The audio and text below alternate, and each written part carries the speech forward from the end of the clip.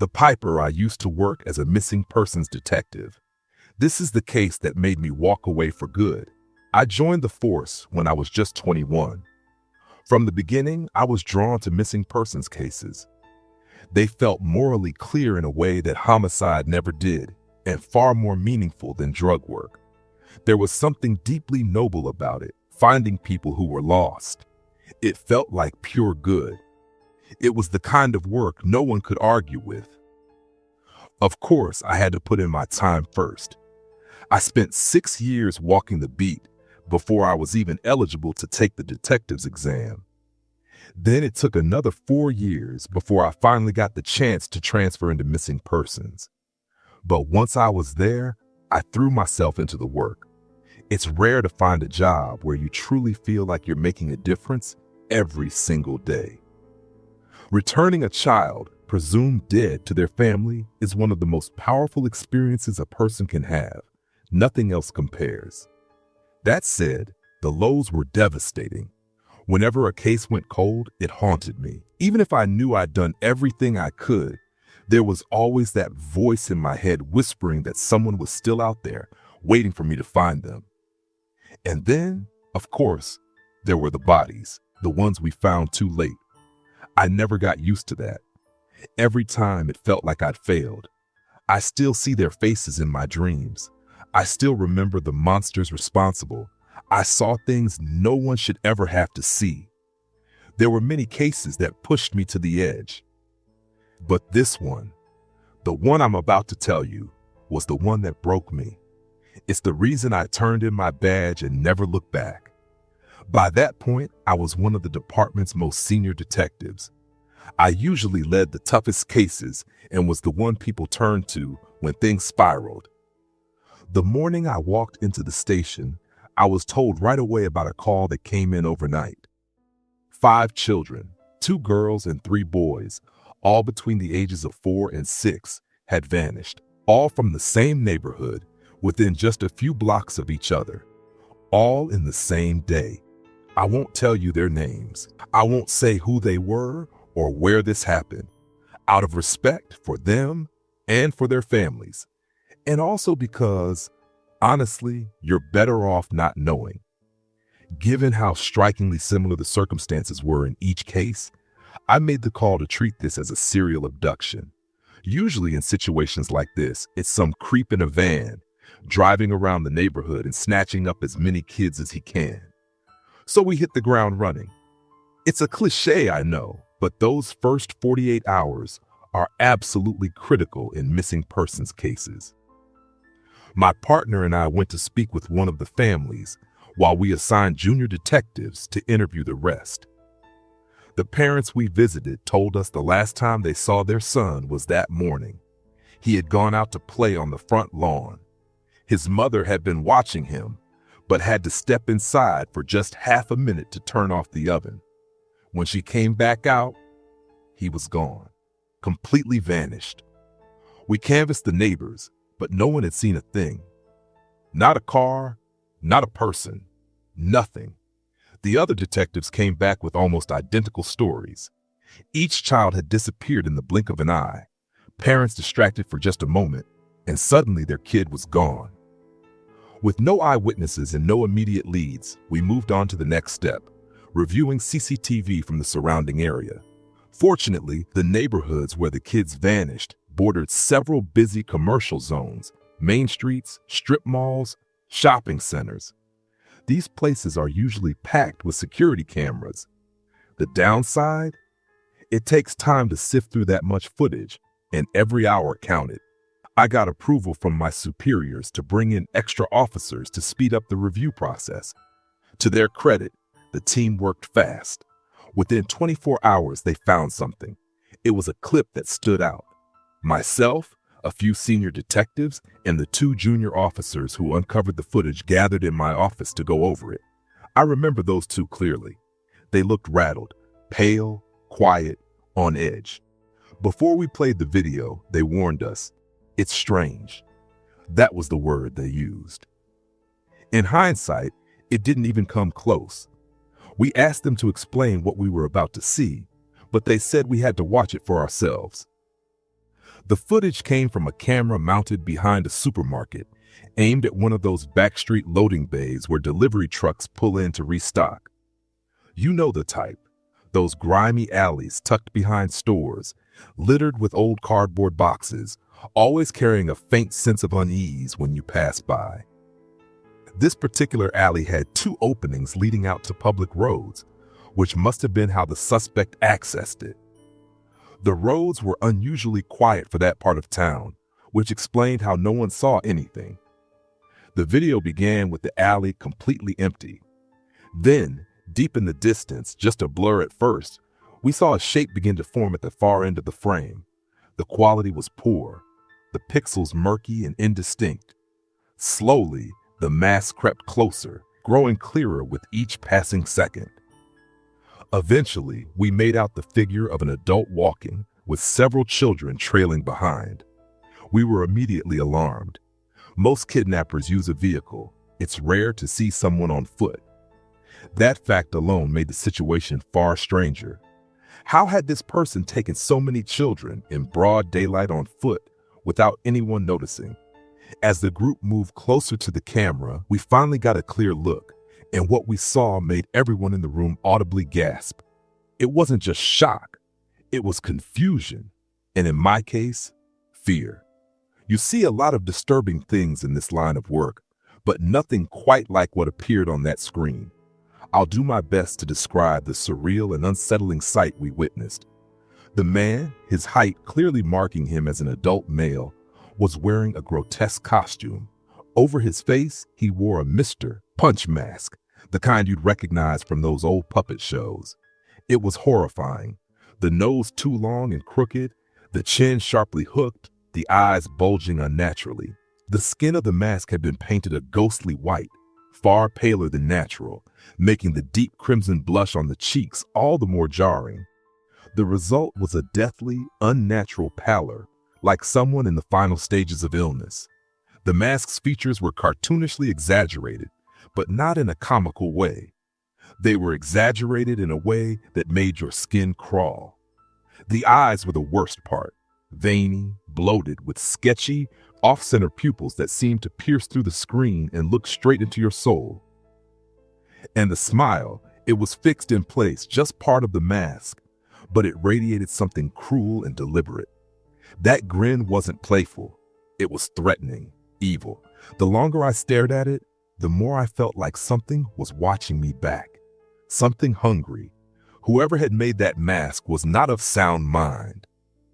The man wore an equally bizarre hat, black, shaped somewhat like a medieval jester's cap, with silver bells hanging from each tapered point. The hat drooped far enough down the back of his head to completely obscure his hair. He wore a strange sort of coat, more like a robe, really. It had no buttons or zipper, and it was far too long. The fabric spilled past his ankles and pooled around his feet in heavy folds, like a miniature bridal train dragging behind him. The robe was a patchwork, sewn together from hundreds of differently colored pieces, but you couldn't call it colorful. None of the patches were bright or cheerful. Each was a different dark, muddy hue: browns, grays, deep maroons, dingy yellows, harsh chemical oranges, and murky greens. Not one of them was remotely pleasing to look at. It felt deliberate, as if the coat had been crafted to create visual discomfort. What stood out even more was the number of pockets stitched into it. Dozens, maybe hundreds. It looked like nearly every patch had its own pocket. From two of these pockets, positioned at either hip, trailed long handkerchiefs, ribbons made from fabric patterned in alternating black and white diamonds. These ribbons stretched several meters behind the man, and holding on to them with small, eager hands were the children. A quick look at their faces confirmed it. They were the missing kids, but they didn't look distressed. Not at all. None were crying. None showed fear. They were smiling, laughing. Each one clung to the ribbon with both hands, like it was part of a game. The ribbons were like one of those magician's tricks, the endless handkerchiefs that keep unraveling forever. 3 children walked along one side of the ribbon, 2 on the other, all of them skipping and beaming with joy. It was obvious that this masked freak had groomed them somehow. And the most disturbing part? He was skipping too. He bounced and pranced along with them, knees high in exaggerated playful leaps. His gait was almost like a dance, a jester's jig. With every skip, his feet lifted to reveal strange pointed shoes that curled upward at the toes. Keeping time to this grotesque little parade, the man held a wooden pipe to the mask's mouth. Through the hollow of the grinning smile, he played a tune, over and over. It was Greensleeves. That melody had always been a personal favorite of mine. There's something enchanting about its simple, repeating pattern, but in this context, it was chilling. Utterly wrong. The song, once soothing, now sounded sinister, too entrancing, too perfect. I found myself locked in, unable to tear my eyes away from the screen. And every so often, something about the music faltered, just a touch, a strange, discordant note, subtle but jarring enough to send a shiver down your spine. The strange procession continued down the alley, the eerie figure leading the children until they passed beyond the reach of the security camera. My colleagues and I sat there in stunned silence. We were completely floored. None of us had ever seen anything like it in our careers. It was hard to wrap our heads around. Could this really be happening? Was that grotesque figure truly out there somewhere, walking the streets? As horrifying as it was, the footage only strengthened our determination. There was no way we were going to let those kids stay in the hands of someone so clearly deranged. We immediately filed reports urging the public to come forward with any information about someone matching the bizarre description we'd seen in the video. At that point, eyewitness accounts were our best chance. I made the mistake of giving the grieving parents hope, telling them we would bring their children home. But as the days passed, the trail grew colder. We expanded our search, first from the city to neighboring districts, and then by the end of the week to the entire state. We wanted to be thorough. We weren't going to miss him. We held our first press conference and released a still image taken from the surveillance footage. That stirred a media frenzy, and with it came a flood of absurd questions. I think it was around the end of that first week when one of the newspapers coined a name for the kidnapper, the Piper. And I'll admit it fit. The strange patchwork outfit, the haunting music, the way those kids skipped along behind him like they were under some kind of spell. It all evoked that old fable of the Pied Piper. The name caught on fast. Soon the whole media was calling him that. Then the public followed. People love it when criminals have nicknames. Even in the station, we began referring to him as the Piper. It just stuck. Despite our efforts, no sightings came in. No one had seen the distinctive figure. We were beginning to lose hope when a call finally came through. A man from a town a few miles away reported seeing someone dressed exactly like the Piper, with children following behind him, in the alley behind his apartment building late at night. We drove out immediately and interviewed the witness.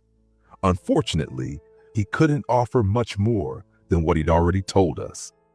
It had been late, he was exhausted, and he suspected his tired eyes may have been playing tricks on him. Thankfully, the building had a security camera pointed toward the alley. We were granted access to the recent footage and began combing through it, searching for the time frame he had mentioned. Only Jeffords, my partner, and I reviewed the tape, sitting in the apartment building's small, stuffy security office. The setup was eerily familiar. The camera pointed down a narrow, dark alley. The ground was scattered with broken glass and trash, the area clearly rougher than the previous scene. Then, faintly at first, we heard it again. That haunting melody, Greensleeves. It floated from deep within the shadows, growing steadily louder.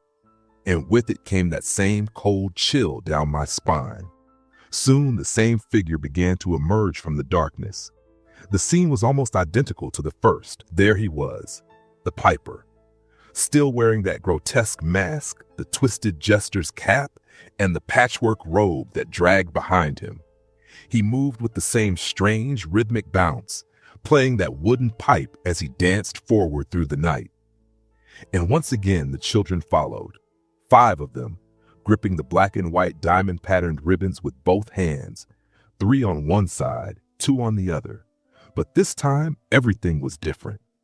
Gone were the bright smiles and gleeful skipping. Now their faces were hollow, streaked with tears. They looked emaciated, shockingly thin, like they hadn't eaten in days. And that thought hit me hard. They had been on foot, traveling God knows how far, likely with no food, no rest. They didn't skip anymore. They stumbled. They dragged their feet. They fell, then were yanked forward again by the taut fabric between them and the piper. And yet they wouldn't let go. Still, they held on. Despite their obvious suffering, despite the pain etched into every step, their hands remained clenched around those ribbons. Why didn't they let go? Jeffords and I sat frozen, watching in horrified silence. Then, as he continued to play, the piper did something new. He removed one hand from the flute, yet the tune continued, flawlessly played with just 5 fingers. With his free hand, he reached into one of the many deep pockets stitched into his coat. As the piper withdrew his hand from the coat pocket, something pink and gray wriggled in his grip. I leaned closer to the screen, trying to make out the details, and then I saw it. He was holding a rat. It was a large one, heavy-set and muscular, clearly well-fed, but its fur was mangy, mottled in patches, and gave off the appearance of disease. The piper held it up by the tail as it twisted violently in the air, clawing at nothing, its yellow teeth snapping in every direction. It looked frenzied, rabid even. Without hesitation, he flung the rat backward, away from himself and the children. It landed on all 4s, barely breaking stride, and scurried off into the shadows. Then he reached into another pocket and retrieved a second rat, repeating the same strange and unsettling act. I stared more intently at the coat. Now that I was really looking, I could see the fabric shifting, subtle, writhing motions all across the surface. How many more of them were in there? That's when I noticed something else. Just behind the procession, clinging to the edge of the shadows, more rats were following. Small groups, 3 or 4 at a time, weaving their way through the trash and debris of the alley. They were relentless, never straying far behind, creeping along in the piper's wake like loyal, disease-ridden foot soldiers. Eventually, the piper and the children vanished from view, moving beyond the camera's range. But for another 10 minutes, the rats kept coming. Little bodies darting through the alley, eyes gleaming, always following. The entire investigative team was in disbelief. What we were dealing with wasn't just unusual, it was something else entirely. Something far beyond our initial understanding. We made the decision to keep this part of the case confidential. We didn't inform the public or the media. We weren't even sure what we'd say if we did.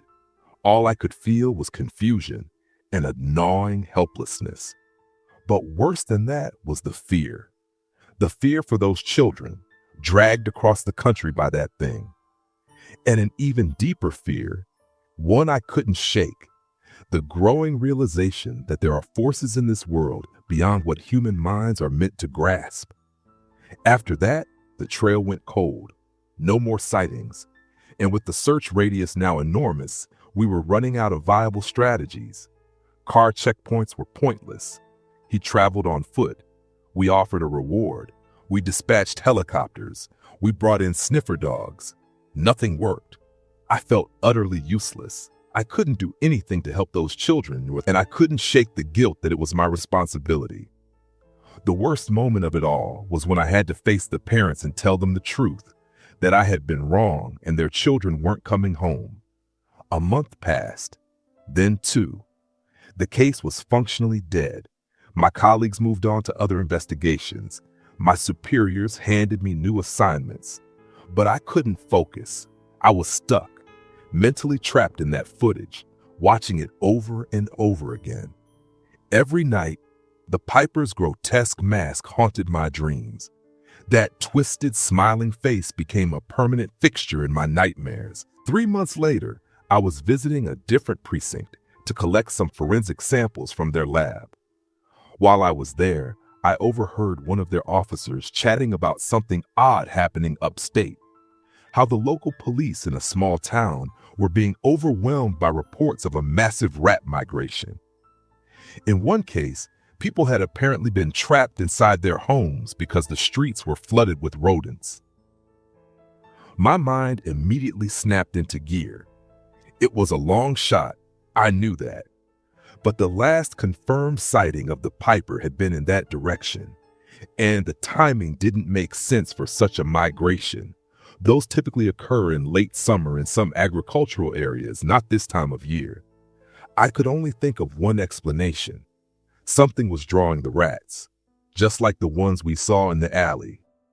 At that point, I was willing to pursue anything that might lead us to the missing children, anything that offered even the faintest glimmer of closure. I asked the officers what town they were talking about.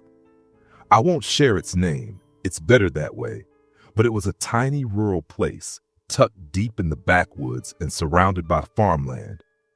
After some quick research, I learned it was about a day's drive away. I didn't tell my superiors. There was no way they would have approved me chasing such a flimsy lead. The only person I confided in was Jeffords. He was as committed to the case as I was, and he agreed to come with me. By the time we made the trip, the reports of the rat migration were already a month old. Still, I was convinced we'd find something. From local accounts and what research we could do, we learned that the rats had mostly been spotted heading toward an old, abandoned farm about half a mile outside town. As soon as we arrived at the farm, I felt it. The air was thick with unease. The towering, decaying windmill loomed above us like a watchful sentinel, and a shiver ran down my spine.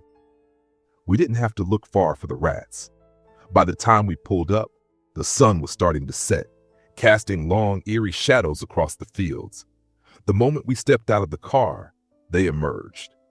Rats swarmed around our feet, darting out from hay bales, from under sheds and shrubbery, only to disappear again just as quickly beneath our boots. We made our way to the farmhouse first. It was old and crumbling, but still standing. We searched every room, moving from floor to floor. The rats were everywhere, in the hallways, pouring from the rotting pantry shelves, scuttling under broken floorboards. But despite tearing the place apart, checking under beds, inside closets, behind every cupboard, we found nothing. Our next stop was the barn at the top of the hill. Even before we reached it, I was gripped by a deep sense of dread. The barn had once been massive, a true agricultural giant. It must have stored enough grain to feed half the county. Now it was a hollow, peeling husk. The red and white paint flaked from its weather-beaten exterior, and a gaping hole in the roof revealed sagging, broken timbers within. Jeffords and I gripped the massive barn doors and heaved them open.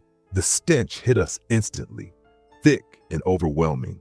It was a revolting mix of rot, feces, and something unmistakably dead. The interior was engulfed in darkness. We couldn't see a thing. We switched on our torches and cautiously stepped inside. Towers of moldering hay bales loomed overhead, stacked all the way up to the rafters. The ground was layered with thick, soggy straw, matted down with grime and absolutely coated in rodent droppings. The only light came from our flashlights and a faint wash of moonlight spilling through the gaping hole in the roof. The rats were everywhere. We could feel them brushing against our legs, hear them scampering across the floor and over the bales. When I swept my torch across the hay, I could see it writhing, literally moving as if alive. Each stack was infested, bursting with the creatures. Occasionally, one would leap out from the hay as we passed. They never attacked, but their behavior was aggressive, hissing, screeching, baring their teeth as we walked by. Farther ahead, I pointed my flashlight into the darkness, and the beam caught something that made my skin crawl. thousands of tiny yellow eyes gleaming from the shadows. They were watching us, unmoving, chittering softly. It was one of the most unnerving things I've ever witnessed. Then I heard it, a faint sound coming from the far end of the barn. At first, I wasn't sure what it was, but as we drew closer, hearts pounding, I recognized it. That same cursed melody, Greensleeves, but this time it sounded different. It wasn't the wooden pipe. It had a soft metallic resonance to it, something like a music box or maybe wind chimes, but off. Wrong. Jeffords and I were on edge now, more than ever. We half expected that terrible grinning mask to emerge from the dark at any second. We kept moving toward the sound, deeper into the barn. But then something strange happened. The back wall appeared far sooner than it should have. From the outside, the barn looked much longer. There should have been several more minutes of walking. That's when we saw it. A door, tucked into the wall where there shouldn't have been one. In the center of the back wall stood a heavy-set rusted metal door. It looked completely out of place, thick industrial-grade steel, like it had been salvaged from a factory or warehouse. Deep scratches scored its surface, and rust streaked across it in long reddish smears. As I approached the door, a wave of dread washed over me. Not the normal kind of apprehension, something deeper, primal. Every instinct screamed at me to turn around and run, to leave that wretched place behind and never look back. I didn't want to know what lay beyond that door, but I knew deep down that whatever was on the other side, it would be horrifying. That's when we saw the source of the music. Sitting just in front of the door was a small, battered music box. It was old, rusted around the hinges, and playing the same eerie tune, Greensleeves. I searched for a lever or switch to stop it, but there was none. So we let it play. It became the background score to our next steps, its lilting melody twisting the silence around us. Surprisingly, the door wasn't locked. We pulled the handle down, and after some resistance, it creaked open with a groan that echoed through the barn. Then came the smell. It was overwhelming, so much worse than anything we'd encountered so far. Jeffords immediately turned and vomited onto the floor. My stomach twisted violently, and I knew in the deepest part of me, what we were about to find. I'll do my best to describe what we saw, as respectfully as I can. I won't go into graphic detail, not for something like this, but I have to try to convey the reality of it. If I sound detached, it's not because I don't care. I've cried so much over what we found that there's nothing left in me but numbness. The space behind the door was a hidden room, deliberately concealed by a false wall. It was small, but not claustrophobic. At its center stood a table, surrounded by 5 chairs. The floor, the furniture, and the walls were smeared with rat droppings, thicker here than anywhere else in the barn. Chains had been bolted into the walls, running to each chair. 2 chains per seat, each ending in a manacle, clearly meant to shackle small ankles. In the middle of the table sat a pot filled with crayons and colored pencils. Scattered all around it were stacks of paper, hundreds of children's drawings, pictures of stick figures, houses, pirate ships, scribbles, all in crayon, each drawing a silent cry, a small piece of some child's attempt to cope. God only knows how long that monster kept them in there. Every drawing was soaked in blood. The table, the chairs, the walls, the floor, spattered and streaked with it. Long dried now, crusted into the surfaces like it had been there for weeks. This part is hard, harder than you can imagine to write. There weren't any full bodies in that room, just pieces. Gnawed limbs, torn appendages, partial torsos, scattered across the space as if tossed aside. Every piece bore the same marks, deep bite wounds. Dozens of them. The flesh was ripped, in many places chewed down to the bone, tiny gouges made by tiny, relentless teeth. The piper had brought those children here. He chained them up, he summoned the rats, and then he left them to be eaten alive. I've had to retype this several times. Even now, I gag at the memory. And there in the center of the floor, among the blood and the filth, was that mask, the goddamn mask. It just lay there staring up at us, its painted smile frozen, twisted, cruel. It seemed to mock us, laugh at us. You couldn't save them, it whispered in my mind. We stumbled out of the barn in a daze. I smashed the music box under my boot, grinding it into silence. We called for backup, which arrived soon after. Jeffords and I had already agreed we would tell the parents only that we'd found the bodies. Nothing more. No detail. No horror. Over the next few weeks, the forensic team uncovered more. A few teeth, fragments of bone, strands of hair, fingers. DNA confirmed they belonged to the 5 missing children, all 5 accounted for.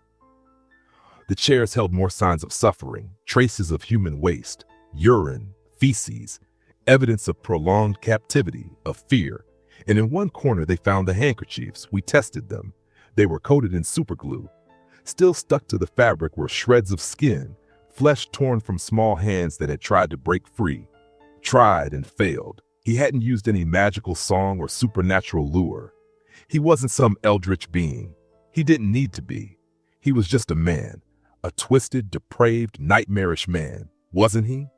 But here's the thing. Ever since that day in the barn, I haven't been able to stop hearing Greensleeves. No matter how much it sickens me, the tune won't leave my head. A year has passed. I've changed jobs, left the force. I work nights now doing accounting, and still I hum it without realizing. Even when I catch myself and force the melody away, it keeps playing, quietly, in the back of my mind. But lately, I've started hearing it more clearly. At night, when I'm alone, in my bedroom, or at my desk. It's outside, just beyond the window, not in my head. Real, played on a wooden pipe. And I want to hear more. I want to follow it. Sorry, I just caught myself. My foot was tapping to the rhythm again, the music's still playing, and I want to follow it into the dark.